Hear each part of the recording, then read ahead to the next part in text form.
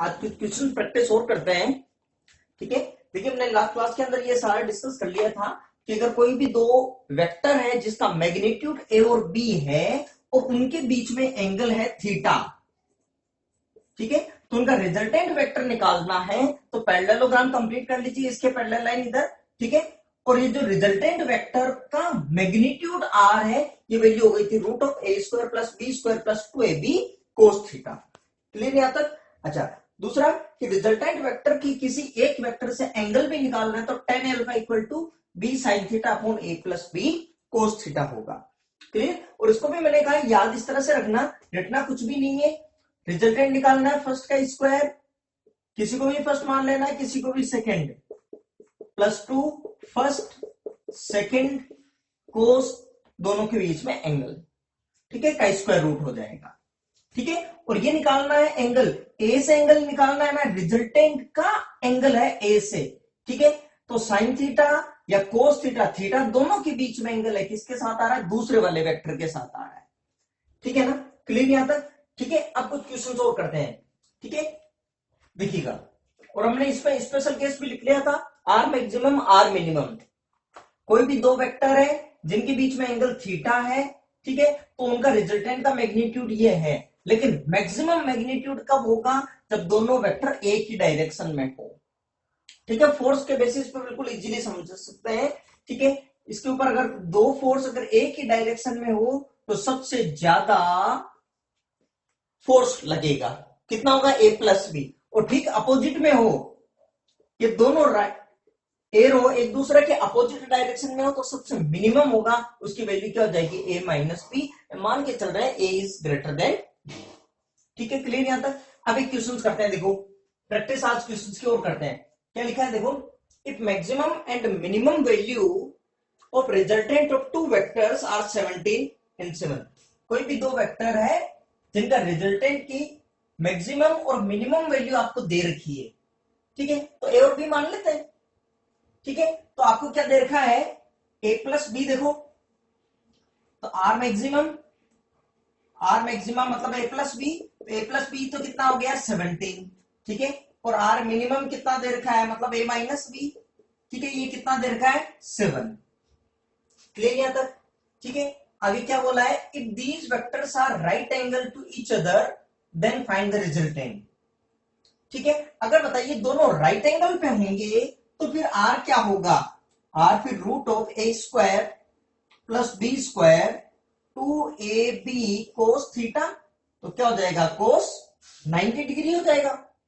ठीक है, मतलब आपको ए और बी चाहिए, ए स्क्वायर प्लस बी स्क्वायर, आपको ए और बी चाहिए, तो दो इक्वेशन है, ए और बी निकाल लीजिएगा।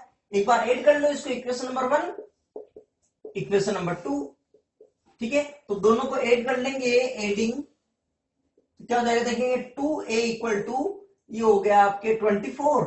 इसका मतलब ए की वैल्यू कितनी आ गई? 12। ए की वैल्यू आ गई 12, तो ए की जगह रख दीजिए तो आ जाएगा आपके पास 12 प्लस बी, तो बी की वैल्यू कितनी आ गई? 5।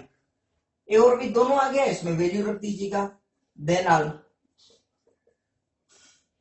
When vectors are right angle, vectors are normal to each other. ठीक है, तो वैल्यू कितनी आ जाएगी? देखिए 12 का स्क्वायर प्लस 5 स्क्वायर। ठीक है, तो ये हो गया आपके 144 प्लस 25, मतलब ये हो गया 169। कितना आ जाएगा? 13 यूनिट। कौन सा ऑप्शन हो जाएगा? Fourth option. ठीक है, देखिए आप इस क्वेश्चन को देखिए, करो।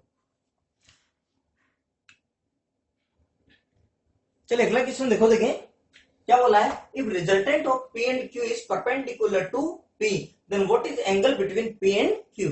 ठीक है, कोई भी दो वेक्टर है पी और क्यू, उनका रिजल्टेंट जो है वो क्या है? परपेंडिकुलर किसके है? पी के परपेंडिकुलर है। हो सकता है मतलब किसी भी तरह से सिचुएशन हो, सपोज ये हो गया होगा पी, ठीक है, और सपोज ये हो गया होगा मान लीजिए जैसे क्यू। ठीक है, तो रिजल्टेंट वेक्टर कुछ इस तरह से बन जाए, मान लीजिएगा इधर हो गया और इसके लिए इधर हो गया, ये हो गया मान लीजिएगा ये, इसके इधर हो गया, इसका इधर, तो हो सकता है ये हो गया रिजल्टेंट वेक्टर। ठीक है, किसी भी तरह से आपको क्या बोला है? रिजल्टेंट जो है पी और क्यू का वो किसके परपेंडिकुलर है, P के परपेंडिकुलर है, then angle between P and Q, angle between P and Q मतलब क्या पूछ लिया, दो वेक्टर जैसे A और B मतलब P और Q हो गए, तो angle between P and Q मतलब एंगल थीटा पूछा है और अल्फा पता है, ठीक है ना। अल्फा कितना है 90 डिग्री, थीटा पूछ लिया,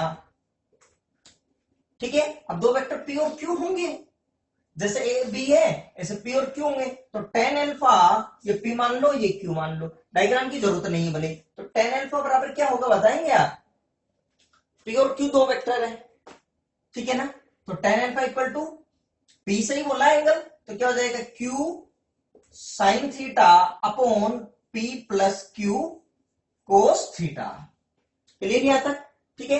अब आपको क्या दे रखा है tan अल्फा, tan 90 डिग्री दे रखा है, तो tan 90 डिग्री, ठीक है, तो ये हो गया Q sine theta upon P plus Q cos theta, clear. अब tan 90 डिग्री की वैल्यू कितनी होती है, तो tan 90 डिग्री की वैल्यू होती है इंफिनिटी, ठीक है। अब इसकी वैल्यू हो गई ये infinity equal to Q sine theta upon P plus Q cos theta, clear यहां तक। अब जब ऐसी कंडीशन बन जाए कि वैल्यू जैसे इंफिनिटी आ रही है, ठीक है, तो हमें इस तरह से सोल्व करना है, देखो 1/0 की वैल्यू इंफिनिटी, 2/0 की वैल्यू, कोई भी कांस्टेंट k/0 की वैल्यू कितनी हो गई इंफिनिटी, ठीक है। तो आप इंफिनिटी की जगह हमेशा क्या कर लो, कोई भी कांस्टेंट अपॉन 0, 1/0 लिख लो चाहे 2/0 कोई भी, या फिर k/0 लिख लीजिए।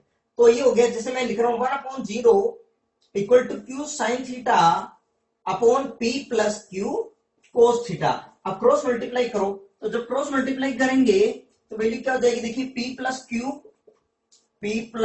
Q cos theta equal to 0, 0 हो गया।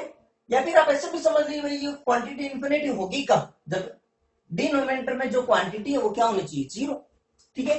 तो इसका मतलब Q कोस थीटा की वैल्यू क्या हो गई -P, तो कोस थीटा की जगह क्या रखेंगे -P अपॉन Q, ठीक है। तो थीटा क्या हो गया cos inverse -P upon Q, कौन सा ऑप्शन हो जाए, cos inverse -P upon Q, ये ऑप्शन आ गया, ठीक है ना। कॉपी कीजिए, देखिए अगला क्वेश्चन एक और चेक करते हैं, देखिए चलिए ये क्वेश्चन करते हैं एक और, क्या लिखा है देखो, पढ़ो देखिए आप question. If maximum and minimum magnitude of the resultant of two vectors of magnitude P and Q are in ratio 3:1, ठीक है। इसका मतलब R maximum upon R minimum दे रखा है, तो पूछा है, तो R maximum upon R minimum कितना दे रखा है 3:1। अच्छा, दो वेक्टर्स और ए बी की जगह इन्होंने क्या दे दिया P और Q नाम दे दिया है, ठीक है।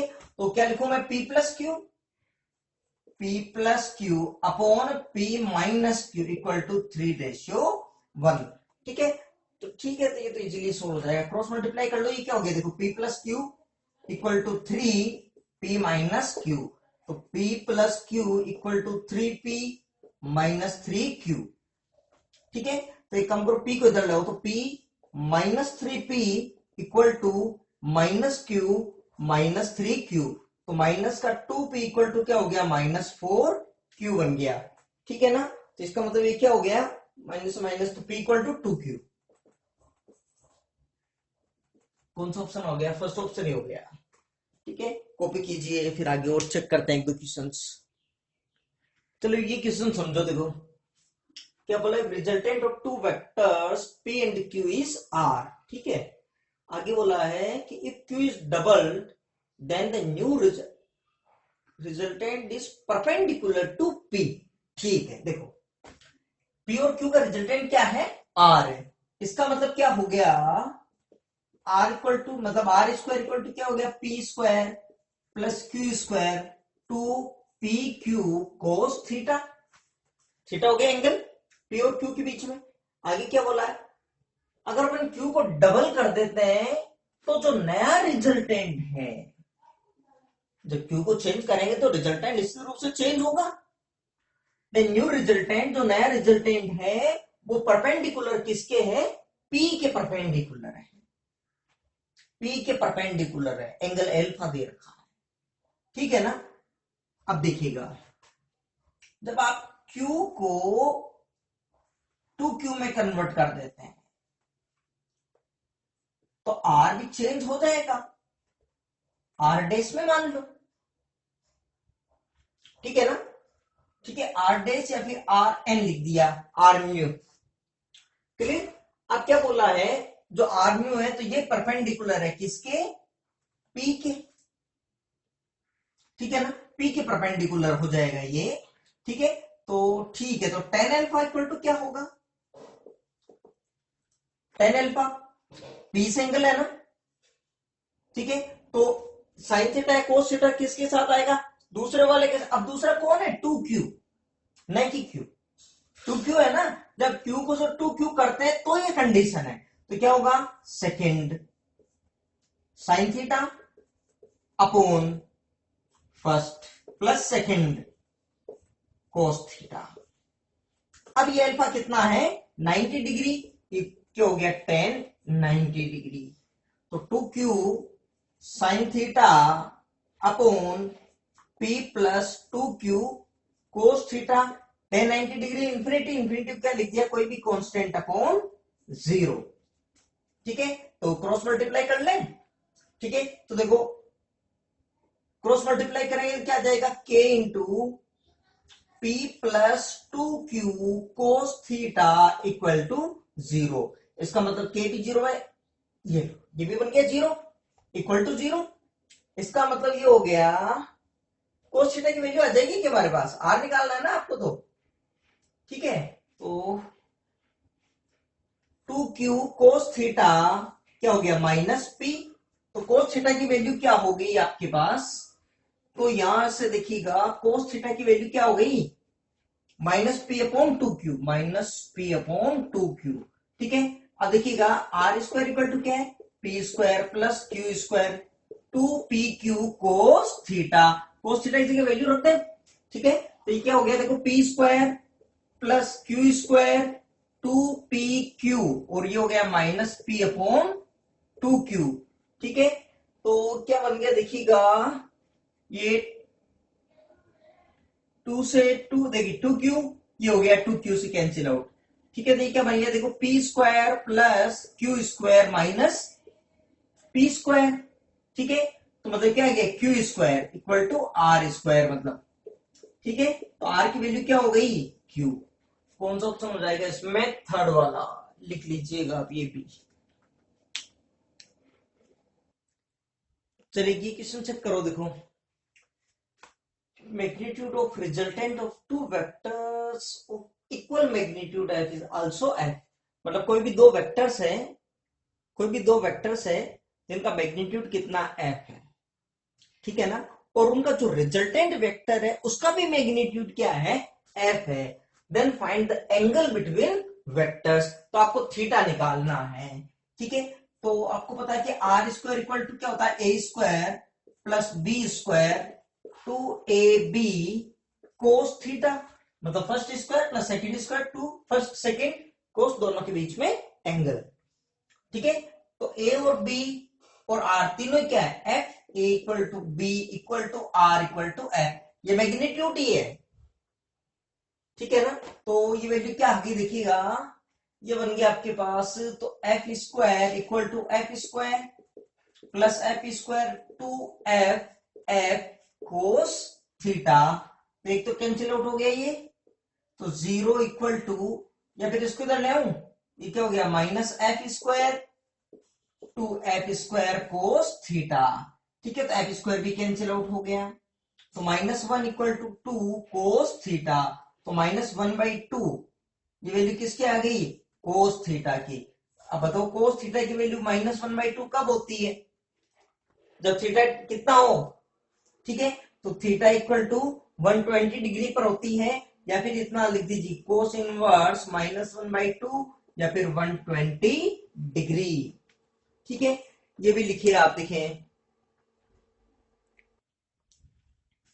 चलिए अब देखिएगा कुछ क्वेश्चंस आगे और प्रैक्टिस करते हैं। इससे पहले एक चीज और समझो, देखो देखिए अभी तक तो हमने ये डिस्कस कर लिया कि कोई भी दो फोर्स है या कोई भी दो वेक्टर क्वांटिटी है तो उसका रिजल्टेंट कैसे निकालते हैं, क्लियर। अब मान लीजिएगा जैसे एग्जांपल है कि अगर मान लीजिएगा कोई पॉइंट है ओ, उसके ऊपर फोर्स लग रहे होंगे, जैसे फर्स्ट फोर्स लग रहा होगा F1, सेकंड लग रहा होगा F2, और दोनों के बीच में कुछ एंगल है, तो टोटल फोर्स कितना लग रहा है, ठीक है। अगर इनका मैग्नीट्यूड पता है तो टोटल फोर्स निकालना है, तो फिर F1 वही फॉर्मूला लगाना पड़ेगा, F1 square plus F2 square plus 2F1 F2 cos theta F net, resultant force के लिए ये फॉर्मूला लगाना पड़ेगा, ठीक है। लेकिन ध्यान रखना ये F1 F2 क्या है, मैग्नीट्यूड है, ठीक है ना। अगर कोई पॉइंट के ऊपर दो फोर्स लग रहे हैं तो अपन डायरेक्ट F नेट ये नहीं लिख सकते, F1 प्लस F2 ये नहीं लिख सकते, गलत है। हाँ, वेक्टर फॉर्म में अगर है तो लिख सकते हैं F नेट, क्यों, इसमें तो अपन डायरेक्शन को साथ में रख रहे हैं, ठीक है। आप कितने भी किसी भी पॉइंट पर कितने भी हो, अगर मान लीजिएगा कितने भी फोर्स लग रहे हो, ये F1 लग रहा है, ये F2 लग रहा होगा, मान लीजिएगा ये F3 लग रहा होगा इधर, तो टोटल फोर्स कितना लग रहा है, अगर आप ये लिखते हैं F1 plus F2 plus F3 F net, ये करते हैं तो ये गलत है आंसर, क्यों, सबकी डायरेक्शन अलग अलग है। हाँ, अगर F नेट अगर इस तरह से करते हैं F1 plus F2 plus F3, मतलब वेक्टर में डायरेक्शन आपको दे रखी है तो, ठीक है। तो ये वाले टेक्निक को अपन अगर मान लीजिएगा कि फोर्स को मैग्नीट्यूड है डायरेक्शन के साथ में फिर कैसे ऐड करेंगे, आगे देखेंगे, आई कैप जे कैप के कैप भी आएंगे यूनिट वेक्टर के हिसाब से, ठीक है। तो उसके अंदर डिस्कस करेंगे, जैसे F1 आपको पता है 2i कैप प्लस जे कैप, ठीक है, F ये वेक्टर की फॉर्म में, F2 पता है, ठीक है, आई कैप, तो टोटल फोर्स कितना होगा, आप डायरेक्ट F1 प्लस F2 कर सकते हो वेक्टर फॉर्म में, वेक्टर फॉर्म में F1 प्लस F2 कर सकते हो, लेकिन इसका मैग्नीट्यूड डायरेक्टली ऐड नहीं कर सकते, ठीक है। लेकिन इस टॉपिक में तो अपने को ज्यादातर मैग्नीट्यूड ही दे रखा होगा बजाय पूरे जैसे वेक्टर फॉर्म में दिए हुए, ठीक है। तो अगर केवल मैग्नीट्यूड दे रखा है कि भाई किसी पॉइंट के ऊपर 3 forces act on A point, 2 Newton 3 Newton and 5 Newton, और आपको कुछ ना कुछ एंगल दे दिया उनके बीच में, ठीक है, देन रिजल्टेंट फोर्स निकालना है। फिर ऐसे क्वेश्चंस के लिए क्या करें ये समझते हैं, देखिएगा एक क्वेश्चन के जरिए क्लियर कराता हूं। मतलब आपको क्वेश्चन में इस तरह से दे रखा है कि किसी पॉइंट के ऊपर मोर देन 2 फोर्सेस लग रहे हैं, मैक्सिमम 3 या 4 फोर्स तक की, ठीक है, आगे तो बहुत ज्यादा कॉम्प्लिकेटेड हो जाएगा वरना, ठीक है ना, इस टेक्निक में, ठीक है। तो उनका रिजल्टेंट कैसे निकालते हैं, इस बात को थोड़ा सा समझना, केवल मैग्नीट्यूड दे रखा है तो कैसे करेंगे। देखो जैसे आपको है किसी पॉइंट के ऊपर मान लीजिएगा 3 फोर्स दे रखे होंगे, आपको इनका रिजल्टेंट निकालना है, ये भी मैग्नीट्यूड दे रखा है, तो आप क्या करो, किन्हीं दो का एक निकाल लो पहले, सपोज F डैश, भाई दो का रिजल्टेंट निकाल सकते हैं ना, इन दोनों के बीच में कुछ ना कुछ एंगल दे रखा होगा, ये निकाल लिया, ये हो गया, ये लो F3, ये F3, अब एक बार फिर जीत गए, ठीक है, अब इनका रिजल्टेंट आ जाएगा ये F नेट, ठीक है। अब की बार एंगल जो आएगा इनका रिजल्टेंट निकालना, तो इन दोनों के बीच का एंगल देखेंगे, F1 F2 F3 F4, इनका रिजल्टेंट निकालना है, इन दोनों का ले लो अलग, ये लो नाम दे दिया F डैश, इन दोनों का ले लो F डबल डैश, फिर अब इन दोनों का ले लेना F नेट,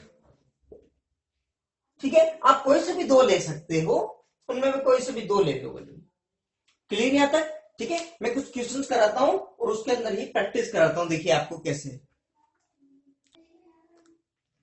चलो देखो एक क्वेश्चन करते हैं, देखो, ठीक है। आपको क्वेश्चन बोल रहा है कि पॉइंट ओ पर 3 फोर्स लग रहे होंगी, ठीक है, उस पर पॉइंट ओ पर रिजल्टेंट फोर्स कितना लगा है, मतलब आपको इसका मैग्नीट्यूड दे रखा है।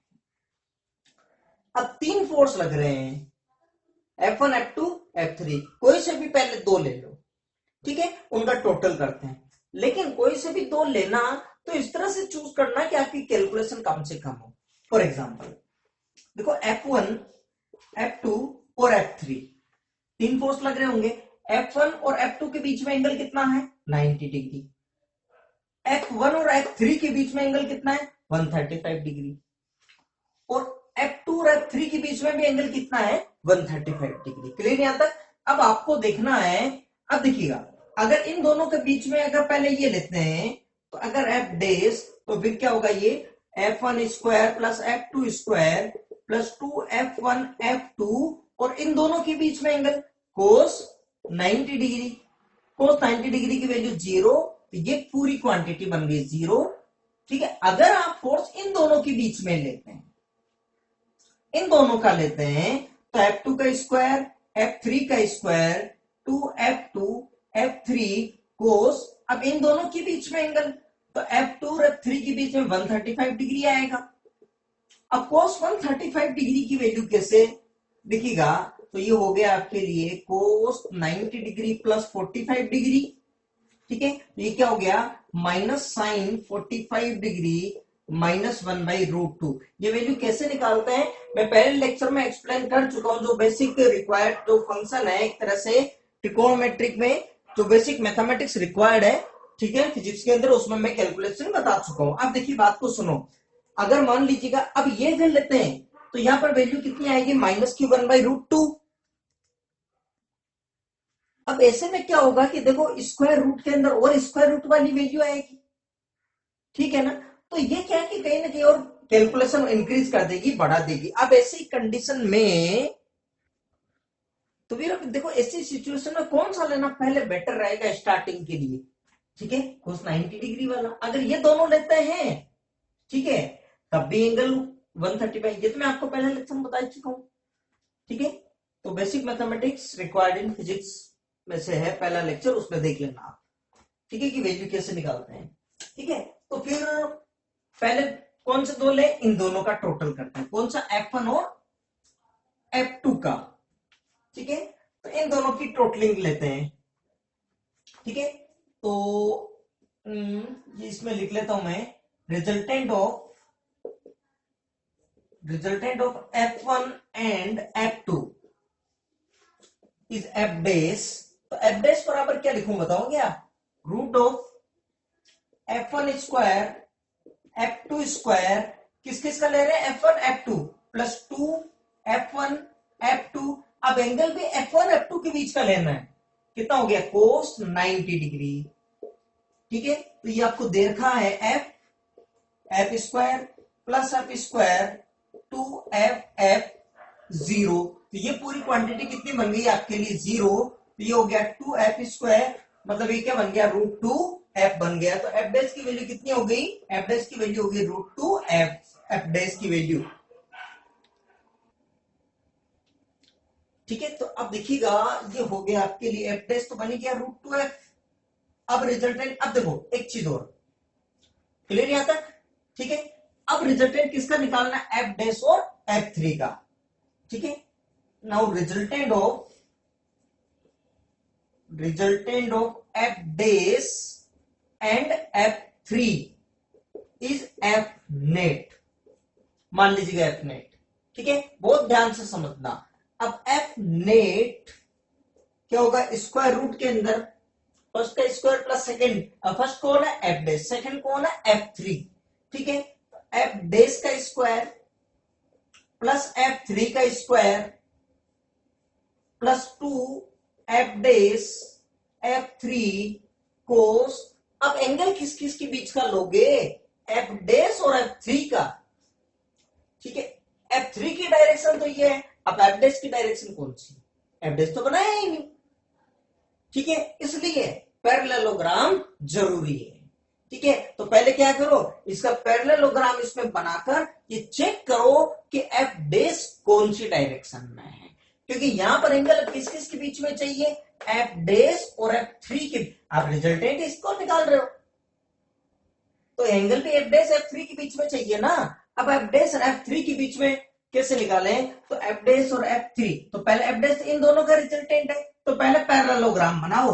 मतलब है ये तो इनका पैरेललोग्राम, इसके पैरेलल लाइन हो गई इधर, ये हो गया आपके लिए इस साइड में।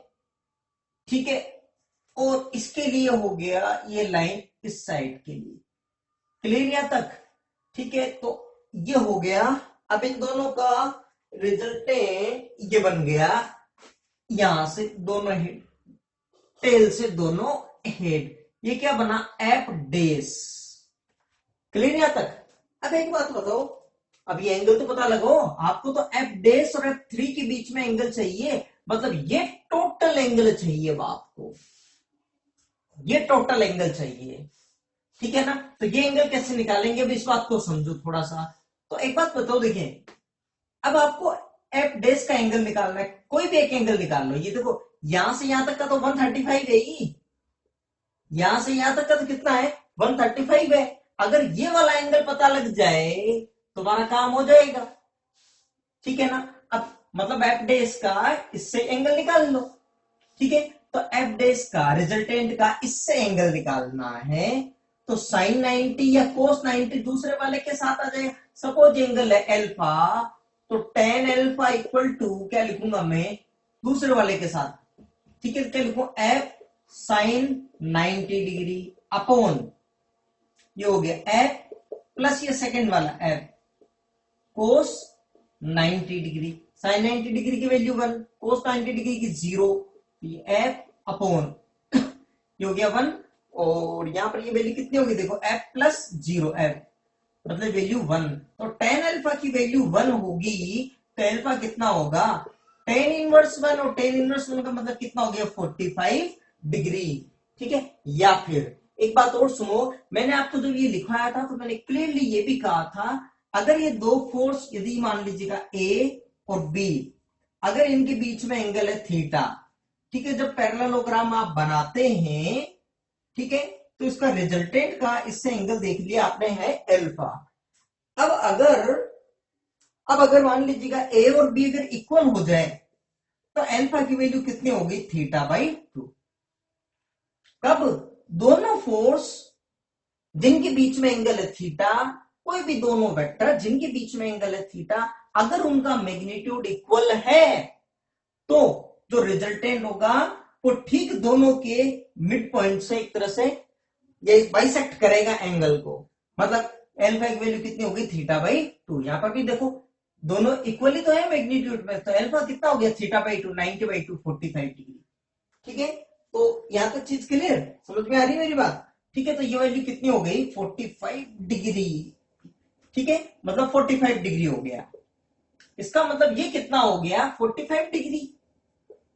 45 डिग्री हो गया ये एंगल, ये है 135 डिग्री। तो यहां से यहां तक का फिर ये टोटल एंगल कितना, एक तरह से डायग्राम में थोड़ा सा यहां से फिर बताओ, आप बताएंगे आप, ये 135 डिग्री है ही।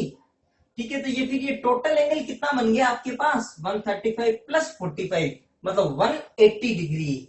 ठीक है, ठोस 180 डिग्री हो गया। समझ में आ रही मेरी बात? और अब एक बात ये सुनो, जब 180 डिग्री है, ठीक है, तो फिर ये लंबा चौड़ा फॉर्मूला लगाने की भी क्या जरूरत है, डायरेक्टली ए माइनस बी। अगर 0 डिग्री होता तो ए प्लस बी, 180 डिग्री है तो ए माइनस बी। ठीक है, तो डायरेक्टली आंसर आ जाएगा ए माइनस बी। तो हायर माइनस लोअर, फिर इसकी जगह क्या लिख दो, एफ नेट इक्वल टू क्या हो गया, एफ डेस माइनस एफ थ्री। तो एफ डेस की वैल्यू कितनी होगी, √2 एफ माइनस एफ अपॉन 2। ठीक है, तो ये हो गया, देखो √2 माइनस 1/2, एफ कॉमन ले लिया, मतलब 2 एलसीएम ले लीजिएगा, तो ये क्या हो गया, 2√2 माइनस 1, और ये क्या बन गया, एफ न्यूटन। ये आंसर आ गया आपके लिए। समझ में आ रही मेरी बात?